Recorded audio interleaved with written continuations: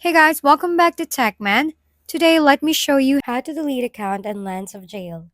Deleting your Lens of Jail account is simple, but make sure you are completely certain before proceeding because this action permanently removes your progress and cannot be undone.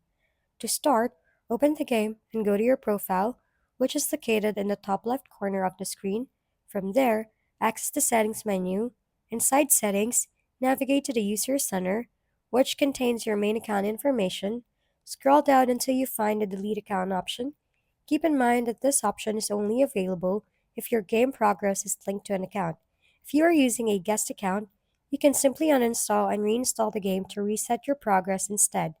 Once you press Delete Account, the game will show a warning confirming that your account data will be permanently removed and cannot be recovered. If you are sure, confirm the request and your Lands of Jail account will be deleted.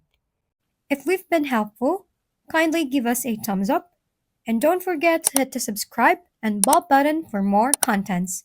For any questions and suggestions, comment down below.